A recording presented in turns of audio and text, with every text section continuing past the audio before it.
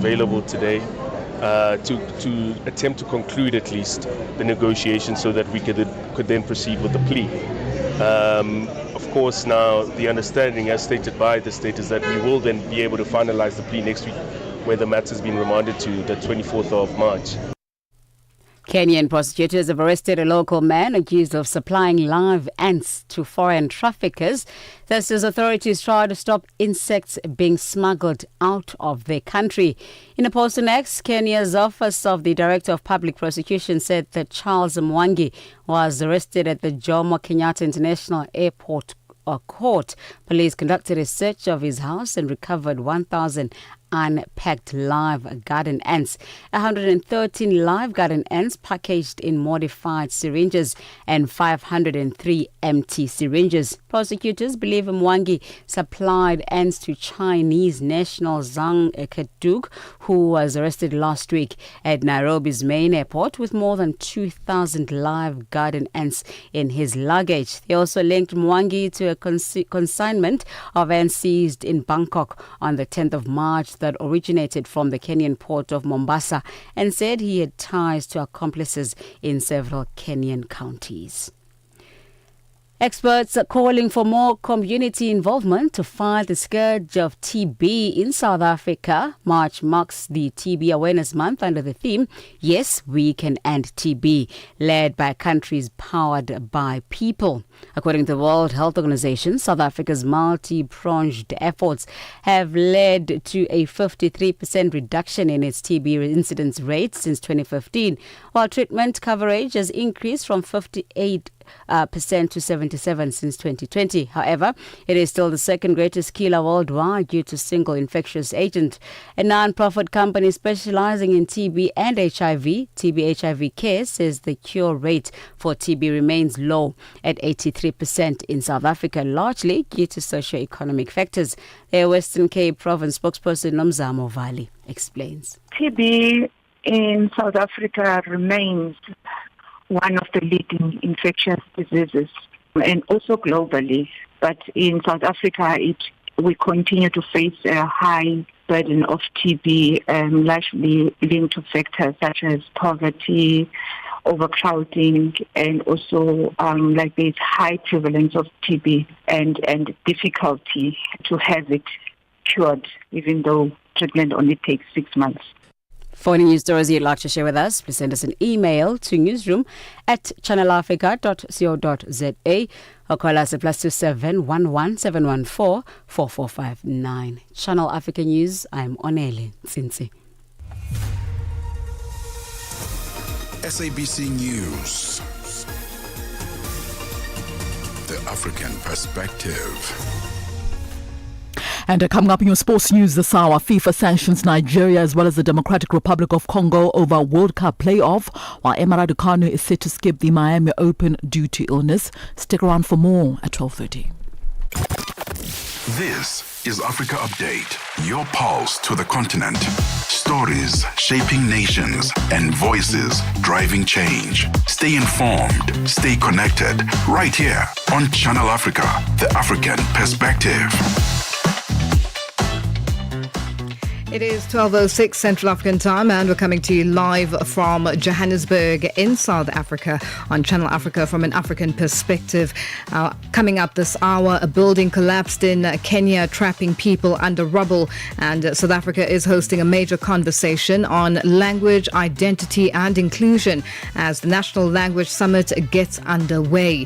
I'll stay connected to Africa and the world with Channel Africa, the international voice of the South African Broadcasting Corporation. Watch or listen anytime, anywhere at channelafrica.co.za, on the Channel Africa mobile app and on SABC Plus, or via the DSTV and OpenView audio bouquets. You can also catch us on social media at Channel Africa on Facebook and at Channel Africa One on all other platforms. Channel Africa, first with the African story globally. And today on #Africa Update asks, emergency teams have responded to a building collapse in Shauri Moyo in Kenya. Now, the incident has once again raised concerns about building safety, enforcement of regulations and accountability. Now, we want to know, Are building collapses in our cities a failure of regulation, corruption, or negligence? Share your thoughts and your views on all our social media platforms. That's on X, Instagram at Channel Africa 1, on Facebook at Channel Africa. You can also send us your comments and voice notes on +27 83 288 6684 #Africa Update Us. Clear your diaries for the 25th of March, 2026. Channel Africa, in partnership with Wits Business School, invites you to a climate change conversation that goes beyond talk. 3 powerful panel discussions, 1 stage, big questions, bold answers. If you care about the future and value honest, intelligent discussions, this is your seat at the table. Join us on March 25 for Africa Matters. Climate change, financing Africa's recovery. Only on Channel Africa. Africa Update with Lulu Gaboo, 12 to 1 p.m. Central African Time. Africa's lack of financial resources to eliminate the impact of climate change has a ripple effect on the continent's population. Our solutions to this challenge will be discussed at the Africa Matters Summit hosted by Channel Africa and Wits Business School, taking place next week Wednesday in Johannesburg, South Africa. The theme for this year is financing Africa's recovery. One of the guests at the summit is Salem Ayenan, a climate advocate from Benin in West Africa. During the summit, as youth climate advocates, we're going to talk much about the climate adaptation finance, because adaptation finance is the priority for our continent, for Africa. I think we need to go through some advocacy strategies with especially those working, the stakeholder of UNFCCC. And we need to rebalance the climate finance toward adaptation, because most of the finance is directed to mitigation. And I think there is time to make some lobbies, especially during the SBs, which will take place in Germany.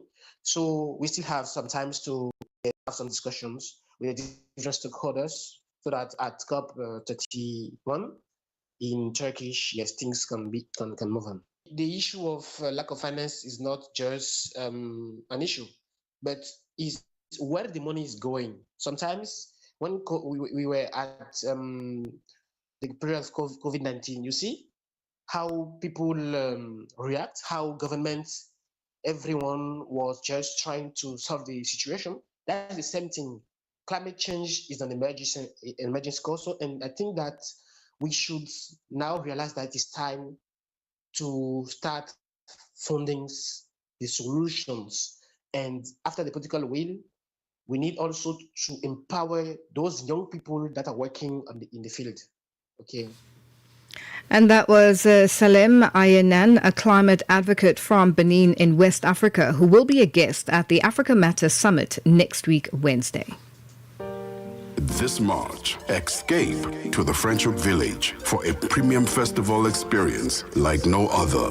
The Montreux Jazz Festival experience brings together more than 30 exceptional local and international acts, including Robert Glasper with Bilal, Stacey Kent, Salif Keita, Tandiswa Mazwai, and Mandisa Jantjes. From the 27th to the 29th of March 2026, indulge in world-class music, culture, and luxury. Book your ticket now at ticketmaster.co.za or visit mjfsa.com. The Montreux Jazz Festival French Hook, where timeless music meets timeless beauty. Conversations are happening, and Channel Africa is at the heart of them. We tell the African story with clarity, pride, and purpose, reaching audiences that matter to your brand. Partner with us and connect your business with listeners across borders in multiple languages and markets. For partnership opportunities, sponsorship, or sales, email us at partnership@channelafrica.co.za. Channel Africa, the African perspective. Africa Update with Lulu Gaboo, 12 to 1 p.m. Central African Time. It is 12 after 12 Central African time, and we're coming to you live from Johannesburg in South Africa. The president of the United Democratic Movement, General Bantu Olumisa, held courtesy engagements with United States Ambassador to South Africa, Leo Brent Bozal III. This just a few days following South Africa's decision to summon Bozal after controversial remarks about the struggle song Kill the Boer. General Bantu Olumisa, the leader of the UDM, elaborates on the meeting. This ambassador has been meeting different political leaders and leaders of civil association, civil society rather. So it was in that context, and I had an opportunity to tell him about the history of South Africa, a history which at one stage we were fighting amongst ourselves, that black and white, but the leadership of the struggle at the time opted, together with the old National Party, opted to sit around the table. So I said then we should showcase this to the rest of the world. General, of course, there's the elephant in the room, and that is that Bozal came to South Africa with a very specific task and an agenda, that is to interfere in and change, at least as how it's been received, South African domestic policy on black economic transformation. He seemingly also believes the idea, as does Donald Trump, that there is a white genocide taking place in South Africa, and has lamented South Africa's foreign relationships with countries such as Russia and seemingly now also Iran. Was that addressed at any point, and what is the impression on South African domestic policies that you were hoping to impart? Well, firstly, the issue you are raising has already been condemned by the Foreign Affairs, by International Relations of South Africa, and they have engaged the ambassador, and in some cases he even went to the extent of apologizing to the people of South Africa. So I didn't focus much on that, but I was impressed by him when he said he sees that there is potential for South Africa and USA to talk more investment for the people of South Africa, because the experience he has had since he has been here, engaging other Americans who are investing in South Africa, they feel, all of them, that we need more investors. The question of internal economic policies like BE and so on, that is his opinion and that of the America. But the South African policies are here to stay, and anyone who wants to engage them must sit around the table instead of issuing a directive. So it doesn't work like that in South Africa. Yeah, going into this meeting, were you worried about the suitability of Ambassador Bozal in South Africa, and whether or not he would be able to get South Africa and the United States to begin to fix the differences between Pretoria and Washington, particularly pertaining to a number of those thorny issues that I outlined there just now? But more importantly, did you leave the meeting with a different impression? I got an impression that he was not well informed about the situation in South Africa. But the meetings he had had with other South Africans and other people from other countries in South Africa, he seemed to be game to make sure that the relations between South Africa and USA are improved without delay. And I think he knows very well the history of South Africa is crafted, is documented all over. And the history of this country says the majority citizens of South Africa are not participants in the economic emancipation. Therefore, it's a challenge. That's why I was saying to him, please let us cooperate with your government to make sure that we improve the situation of our economy. You are a major trading partner, so we cannot therefore start attacking each other or condemning each other. sit around the table, let the South African government and the people of South Africa educate you and engage you. At the end of the day, USA and South Africa must be the winners. And that was UDM General Movement Leader, General Bantu Holomisa, speaking to my colleague Oliver Dixon. It is 17 after 12 Central African time. Stay connected to Africa and the world with Channel Africa, the international voice of the South African Broadcasting Corporation. Watch or listen anytime, anywhere at channelafrica.co.za, on the Channel Africa mobile app and on SABC Plus, or via the DSTV and OpenView audio bouquets. You can also catch us on social media at Channel Africa on Facebook and at Channel Africa 1 on all other platforms. Channel Africa first, with the African story globally. And today on hashtag Africa Update Us, emergency teams have responded to a building collapse in Shauri Moyo in Kenya.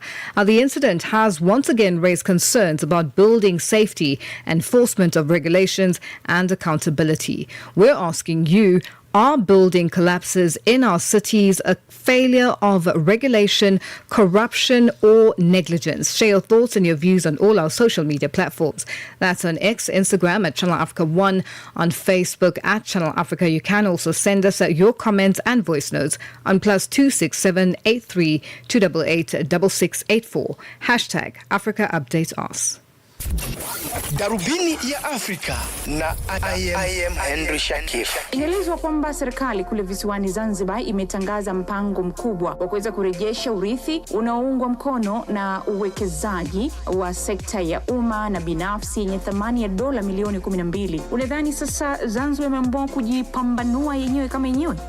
Hizi ni habari njema kwanza katika kuongeza uwekezaji kwenye sekta ya utalii, ngoni mwa sekta mama kwa serikali ya mapinduzi ya Zanzibar. Pengine unawaambia nini Watanzania walioko nje ya Tanzania na walioko ndani kuweza kuzitizama fursa hizi kwa jicho la pili na kuweza kuwekeza ndani?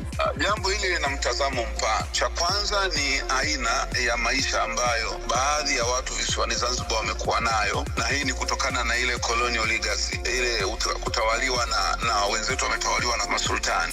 Darubini ya Afrika kila Jumatatu hadi Ijumaa kuanzia saa 11 kamili hadi saa 12 kamili jioni majira ya Afrika ya Kati. We are on OpenView's audio bouquet. Channel 628. It is 20 after 12 Central African time, and we're coming to you live from Johannesburg in South Africa. With the US-Israel war on Iran entering its 17th day, violence continues to disrupt travel and daily life across the region. Flights to and from Dubai International Airport were briefly suspended after a drone attack sparked a fire near the airport. This while civilians across Lebanon continue to bear the brunt of the escalating conflict. Bunolo Maribe filed this report. Flights into Dubai were temporarily halted on Monday after a drone attack near the city's international airport. The incident adds to growing disruption across the region's airspace as the conflict intensifies. In Lebanon, explosions lit up the night sky over Beirut's southern suburbs. Elsewhere in the south, a member of the Lebanese Civil Defense, Fadil Remeda, says an Israeli airstrike destroyed a primary healthcare center, killing 12 medical workers. He says, around 8 o'clock, the airstrike happened while the men were sitting in this room, which is now collapsed. Unfortunately, this brutal aggression resulted in the killing of 12 people and one injured who is currently in critical condition. Lebanon's health minister, Rakan Nassereddin, condemned the strikes. He says, targeting healthcare teams is completely unacceptable and unjustifiable. All agreements protect these teams. As the Ministry of Health, we can only deny any claim made by the occupation army regarding this matter, and we affirm our support to our healthcare teams, our ambulance teams, and the Lebanese healthcare system in general. The violence has forced thousands of families to flee their homes. In the village of Katyn, clergy member Boutros Akuri says a monastery has opened its doors to displaced residents. He says, when we first heard that the war had started there and that people were being displaced from their homes, the initiative was for us to open our doors. The monastery said, because we always say that the house of God is the house of the people, but a house without people is a house without God. So we opened the door on a personal initiative, and there was also support from a monastic order from our superior general, who told us to open the doors, open their homes, open all the people, because in the end, these are Lebanese people regardless of religion or sect. Humanity transcends religion. Families say the monastery has become a place of safety. She says, just the word "come in" was like our souls were revived, and from the fear we were living in, we arrived here.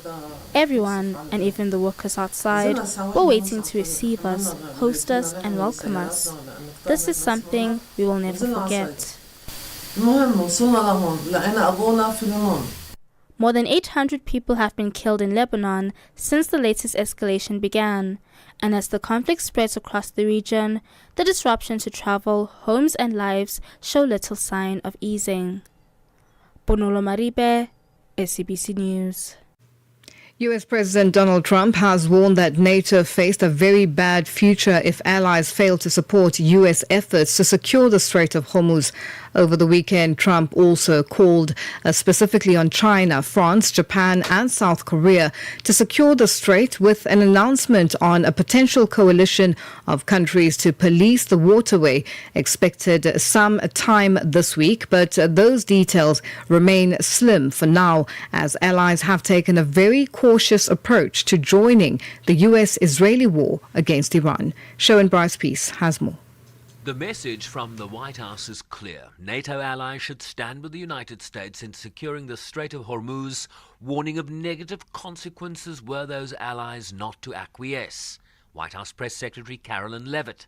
These countries are absolutely benefiting from ensuring that Iran can never obtain a nuclear weapon. This is something not just the United States, but the entire Western world has agreed with for many, many years. So I think the president is absolutely right to call on these countries to do more, to help the United States to reopen the Strait of Hormuz so that we can stop this terrorist regime restricting the free flow of energy. And the fact that they are doing so just underscores why President Trump needed to take this action in the first place. The president spoke on that last night. He said that he wished the UK had stepped up sooner and quicker, but he continues to speak with our allies in Europe and is calling on them to do more, just as he did when he called on them to step up with respect to their defense spending in NATO. Pressure from escalating energy costs has elevated concern both in the United States and around the world, with Brent crude oil surging to $106 before retreating to above $90 a barrel. The response from NATO allies to help secure the Strait of Hormuz has been tepid at best, Japan and Australia signalling they would not agree. South Korea says it's weighing the request, while China has been non-committal despite threats from President Trump to delay a summit meeting with President Xi Jinping at the end of March. Europe has largely signaled a defensive posture in relation to any assistance in the war, but Germany's Defense Minister Boris Pistorius was more direct. Was erwartet die Welt, was erwartet Donald Trump von einer... What does the world expect? What does Donald Trump expect from, let's say, a handful or two handfuls of European frigates in the Strait of Hormuz that the powerful American Navy cannot accomplish there alone? That's the question I ask myself. And before we make a decision, outside of NATO territory, by the way, we would need both an international framework and a mandate from the German Bundestag. I would think about that very carefully before we take that step, and I see absolutely no reason to do so. It's not our war. We didn't start it. We want diplomatic solutions and a swift end. Iran's Foreign Minister Abbas Araghchi argued that the Strait of Hormuz remained open, but closed to his country's enemies. The Americans are asking other countries to come and help them so that the Strait of Hormuz remains open, which, of course, from our perspective, it is open. It is only closed to our enemies, to those who carried out unjust aggression against our country, and to their allies. We have not sent any message to the US. We are not asking for a ceasefire, but this war must come to an end in a way that it will not be repeated again. As the trajectory of the war remains an open question, Listen to Professor of International Relations at Cologne University, Clemens Fischer. It is quite evident that the US and Israel thought it might be a very short war. We might call it a limited war, which means they go in and it takes 3 or 4 days and Iran will kind of capitulate and answer with symbolic forces. This is certainly not the case, as we can see now after 2 weeks. So they have miscalculated the reaction of Iran, which obviously has prepared for that day for more than 40 years.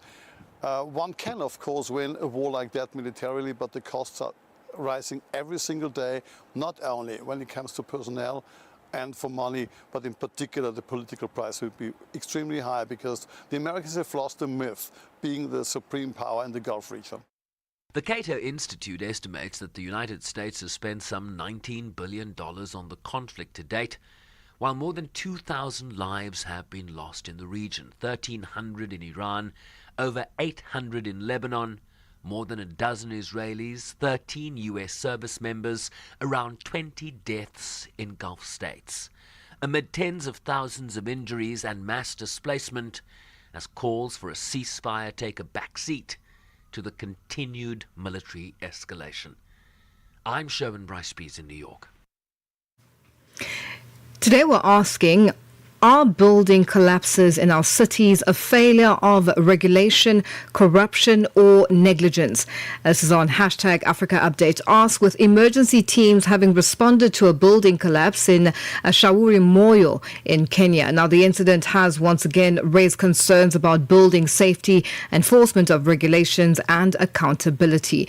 We have a response, and this person would like to remain anonymous.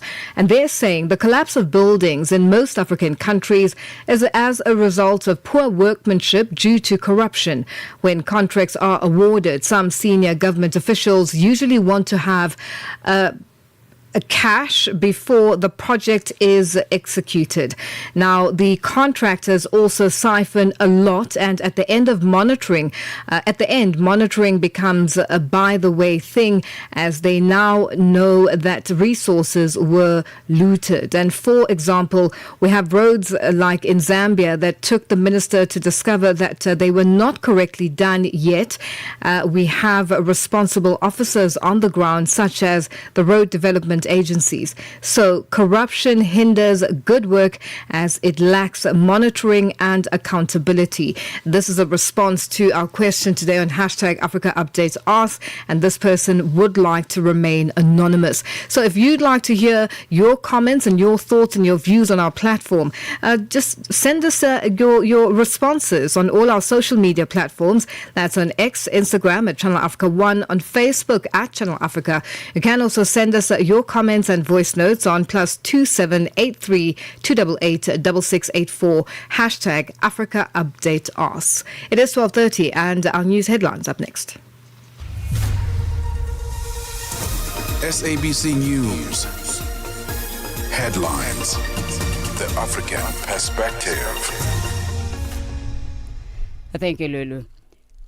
There are growing concerns over reports that the United States Department of State may consider withholding life-saving HIV assistance to Zambia as part of negotiations to secure greater access to the country's critical minerals. Botswana's government has stressed that it does not have a U.S. military base on its territory. Gaborone says it reports that the U.S. owns a military base in Botswana is part of misinformation. And an Israeli military official has confirmed that an attack has targeted Ali Larijani, the head of Iran's National Security Council. Channel Africa News, I'm Onelin Tsinsi. SABC News. Headlines. The African Perspective. Sports on Channel Africa. The African Perspective. It's a very good afternoon from the sports desk. I am Musibudi Makura with the latest sports news at the Sawa. So FIFA has sanctioned the national men's football team of Nigeria as well as the Democratic Republic of Congo following disciplinary incidents during the 2026 World Cup Continental Playoff in November of last year. So according to the disciplinary overview released by FIFA's judicial body, both the Nigeria Football Federation as well as the Democratic Republic of Congo's Football Association were found guilty of separate breaches during the match. Now, FIFA fined the NFF $1.270,000 after determining that the federation had failed to ensure proper order as well as security, particularly following the throwing of objects by spectators during the game. The incident was deemed as a violation under Article 17.2b and Article 17 of the FIFA Disciplinary Code. Now, the Congolese Football Association received a heavier sanction of $6,000 after supporters were found to have used laser pointers or similar electronic devices which constitute a breach of Article 17.2d.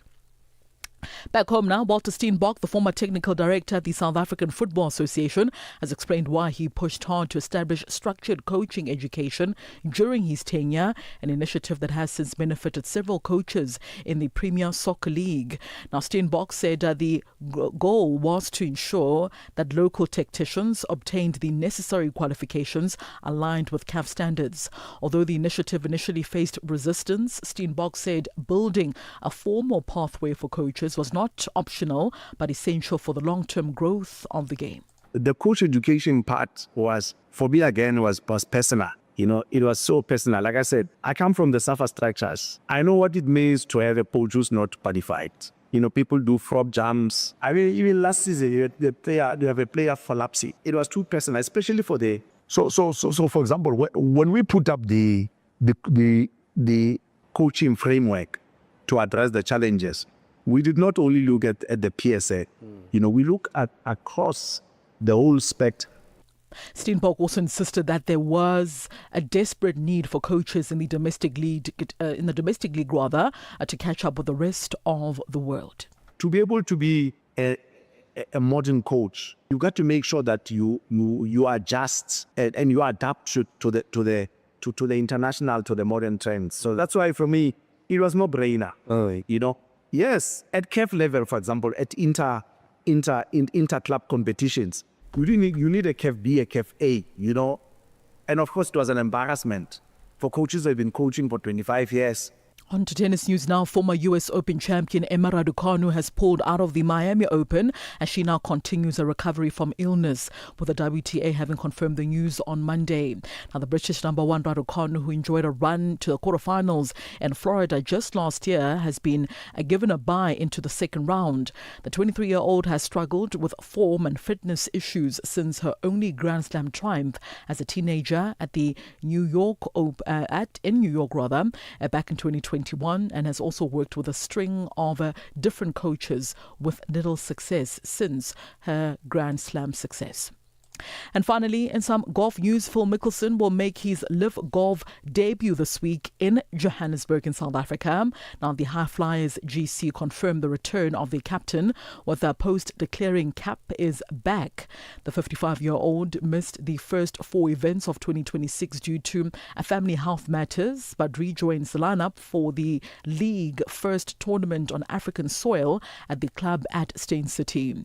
Now, Mickelson, a 6-time major winner and a 3-time Masters champion, had struggled in last season's majors, missing 3 cuts and finishing T56 at the Open.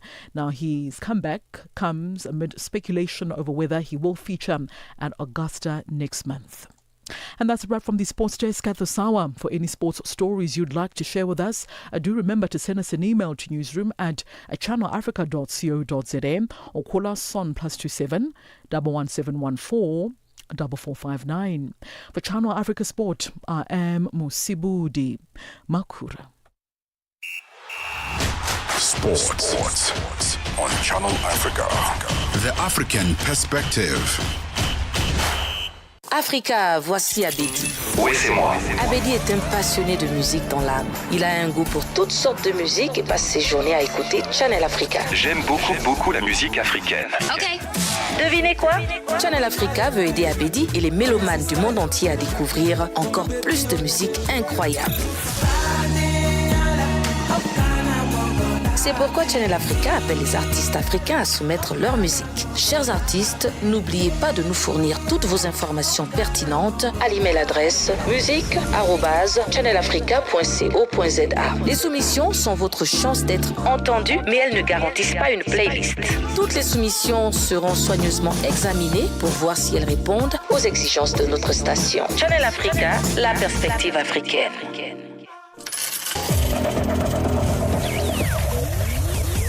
Business News on Channel Africa. The African Perspective.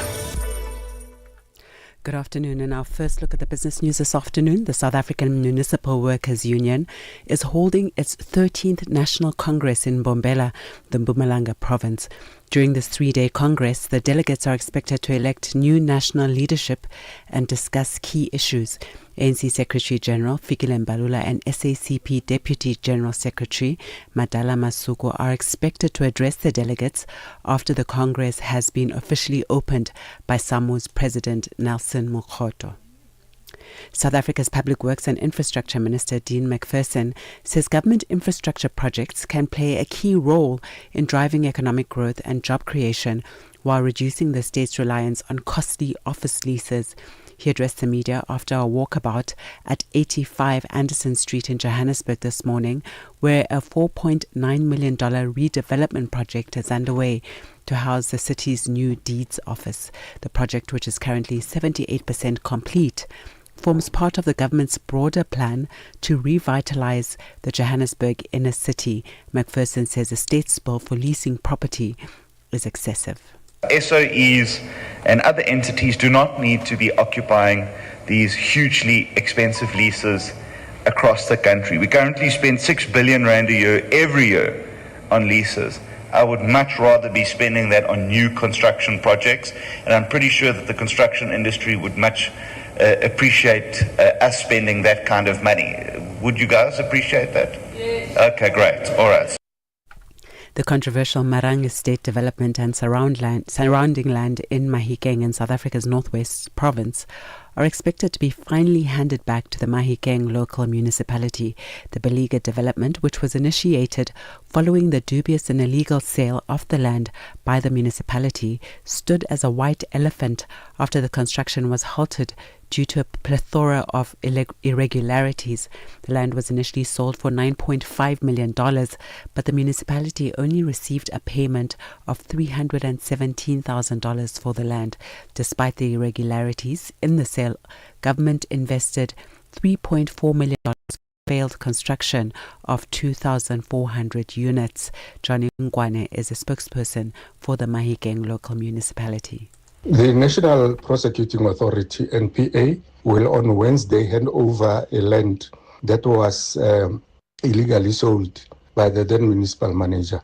As the municipality, we are very pleased and very happy that the property of the municipality is finally been reversed and taken back to the books of the municipality. That then municipal manager was arrested, charged, and is being prosecuted as we speak. BP has confirmed the startup of gas production from the Kweluma field, part of the new gas consortium project in Angola. The move marks a significant step for the country's gas sector and LNG export chain. Operated by Azule Energy, the project is Angola's first non-associated gas development, separating it from the oil-linked gas projects that have historically dominated the country's upstream sector.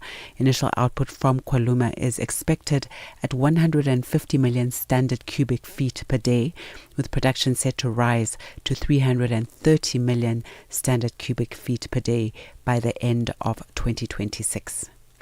Oil and gas prices fell sharply today after US President Donald Trump said that the war in Iran was very complete, pretty much. Crude almost reached $120 a barrel on Monday over fears that the conflict would cause lengthy disruption to energy supplies from the Middle East, but dropped back to below $90 following Trump's comment. Although oil prices are still significantly higher than they were before the war, global stock markets rebounded. And now taking a look at the indicators, $1 in Nigeria is trading at 1,376 naira this afternoon. In Botswana, it's 13 pula 50. Kenya, the dollar is trading at 128 shilling 46. And in Zambia, it's at 19 kwacha 45. The BRICS countries, $1 in Brazil is trading at 5 real 29. Russia, 80 rubles 77. In India, it's 92 rupees 33. China, 6 yuan 89. And South Africa, $1 trading at 16 rand 77 cents this afternoon. $1 is trading at 75 pence to the British pound and 87 to the euro. Looking at commodities, gold is trading at $5,012 per ounce, platinum at $2,132 per ounce, while Brent crude oil is currently at $103 a barrel. And that's the business news. For any business stories you'd like to share with us, please do send us an email to newsroom@channelafrica.co.za or give us a call on +2711 714 4459. For Channel Africa Business, I am Bontle Headbush. Business News on Channel Africa. The African Perspective. Conversations are happening, and Channel Africa is at the heart of them. We tell the African story with clarity, pride, and purpose, reaching audiences that matter to your brand. Partner with us and connect your business with listeners across borders in multiple languages and markets. For partnership opportunities, sponsorship, or sales, email us at partnership@channelafrica.co.za. Channel Africa, the African Perspective. Africa Update with Lulu Gaboo on Channel Africa. It is 12:43 Central African Time, and we're coming to you live from Johannesburg in South Africa. South Africa is hosting a major conversation on language, identity and inclusion as the National Language Summit gets underway at the Cape Town International Convention Centre. The two-day summit brings together government, academics, civil society and business leaders to tackle ongoing challenges around multilingualism and the development of the country's 12 official languages. The summit also forms part of South Africa's contribution to the global effort to preserve and promote indigenous languages. And for more on this, we are joined on the line by Pan South African Language Board's acting CEO, Julius Dantiel. Julius, good afternoon, and thank you for joining us on Africa Update. Good afternoon to you, Lulu, and your listeners of Channel Africa, yes. Now, Julius, what are the main objectives of this year's National Language Summit, and why is this conversation about multilingualism so important right now in South Africa? Lulu and your listeners, you remember that we are now almost 32 years since the advent of democracy in South Africa.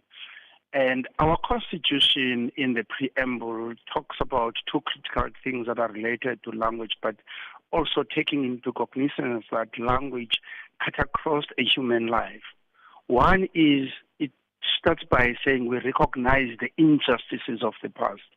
And language was core in those particular injustices of the past because people's languages were then destroyed, and some of them are extinct today.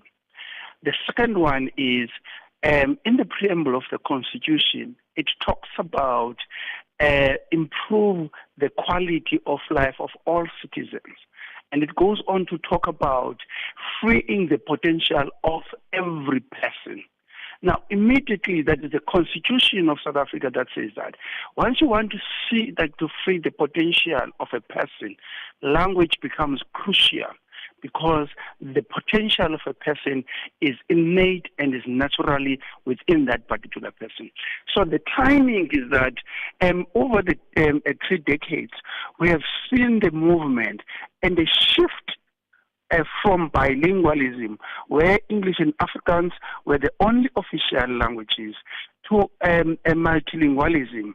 But this multilingualism is a problem in the sense that in practice, we are working with what we call unilingualism. The recognition of all other languages but one language dominates, which is English in this instance. We find that, especially in the public service, English is dominating, and that is problematic because in the private sector, companies want business. They will communicate with you in the language that you want to communicate with. But with our government and our public service, we are finding this as problematic 32 years after democracy. That is why we're having a conversation like that. And what are the biggest challenges facing indigenous languages across the world today? You mentioned earlier, you touched on it briefly, the fact that some languages have become extinct. Yes. Remember, when the language gets extinct, the knowledge that is embedded in that particular language also disappears. So we are losing a lot of knowledge that is embedded in these particular languages. And knowledge sometimes when we have crises like COVID, in South Africa, when we had COVID, people went back to the basics of medication, which is they were using what is called umhlonyane, in which it's an ancient herb that people knew for donkey years that this herb exists, and they were using it.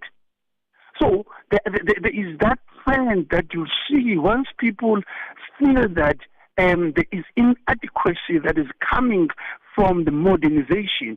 We all go back to the original knowledge, the ancient knowledges that are there. Unfortunately, there's no preservation of those knowledges, which are very crucial in terms of what we want to achieve as humanity, of being, having our cultures and our knowledges, and also our human being, that we are existing because we are also different.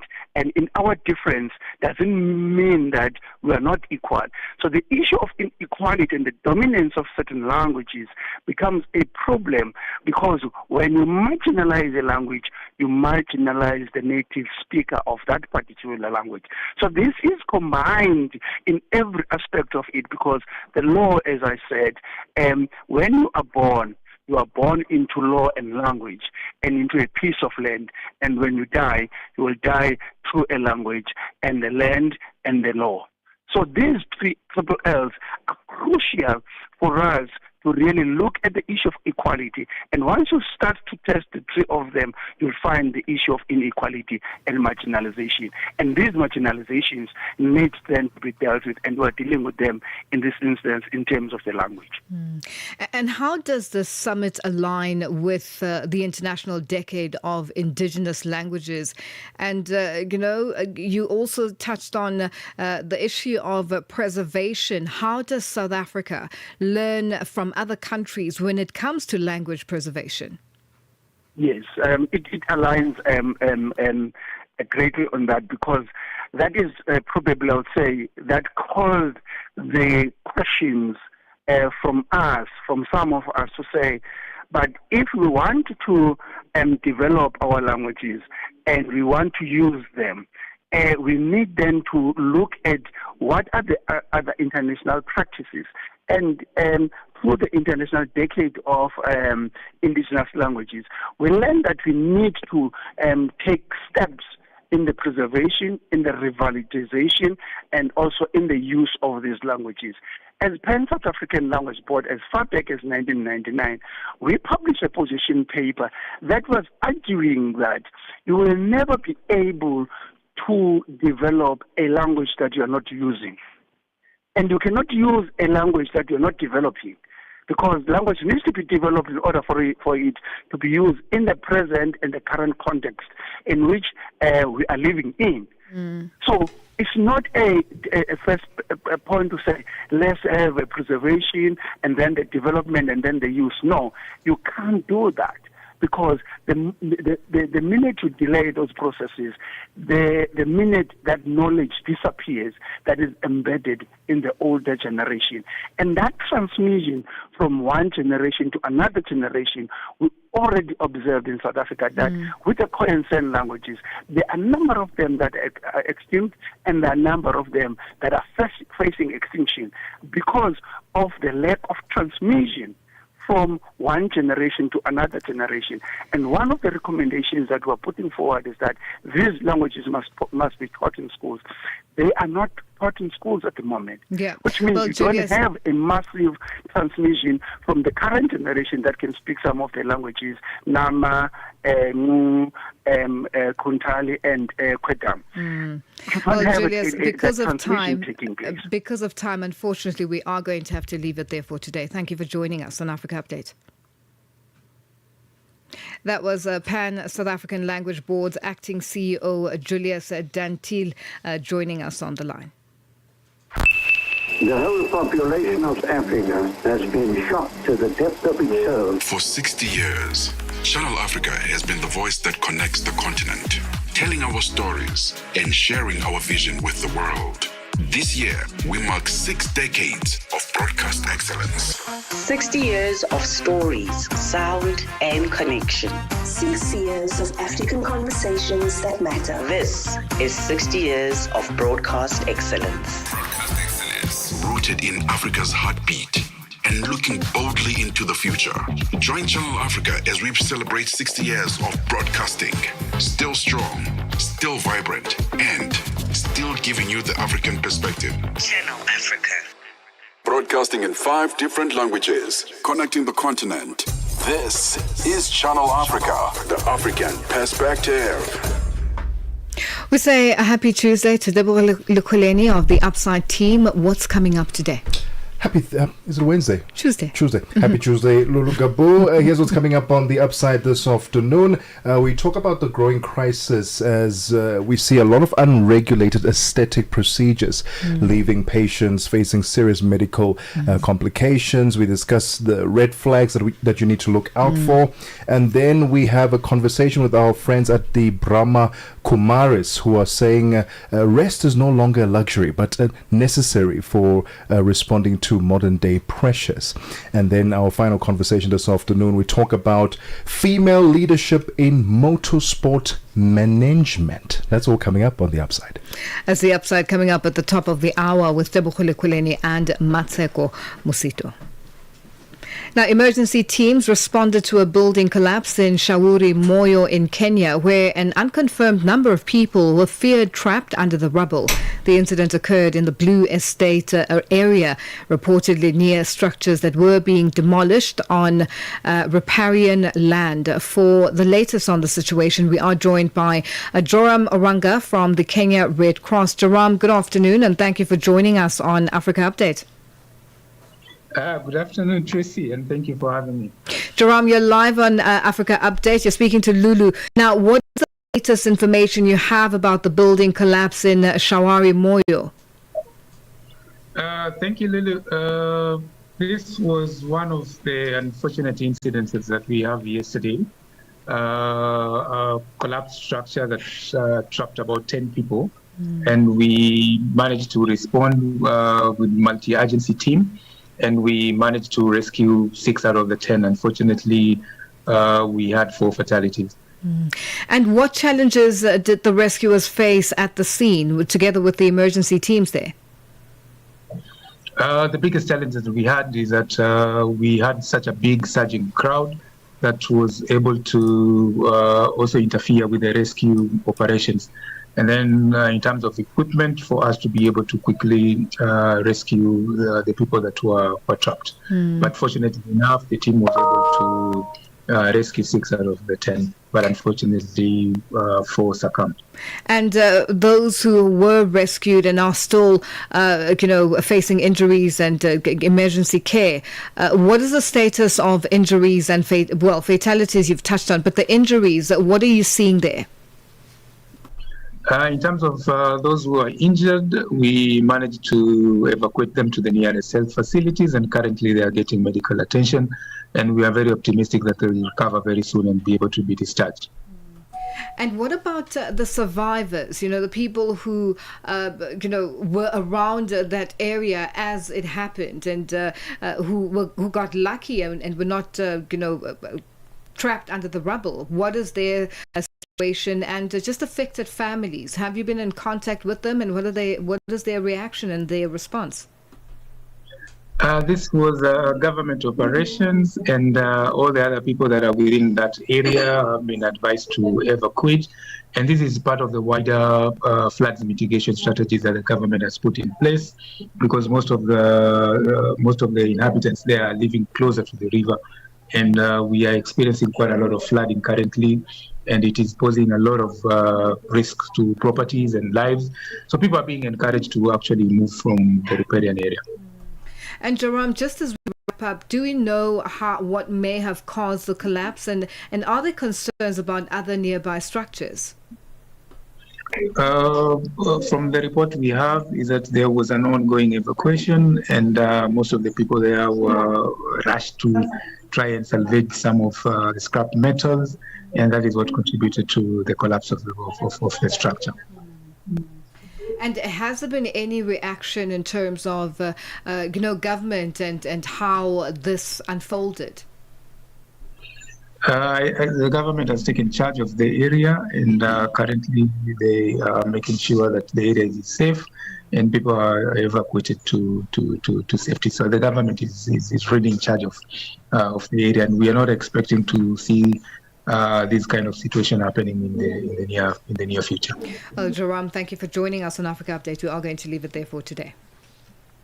No, thank you so much. That's Joram Oranga from the Kenya Red Cross joining us on the line. And on today's hashtag Africa Updates, ask emergency teams responding to a building collapse in Shauri Moyo in Kenya. Now, the incident has once again raised concerns about building safety, enforcement of regulations and accountability. Now, we want to know, are building collapses in our cities a failure of regulation, corruption or negligence? Share your thoughts and your views on all our social media platforms. That's on X, Instagram at Channel Africa 1, on Facebook at Channel Africa. You can also send us your comments and voice notes on +27 83 288 6684. That's hashtag Africa Update Us. And that's how we wrap Africa Update today. Thank you for joining us, and continue with us on all our social media platforms, and let's do this again tomorrow. Bye-bye.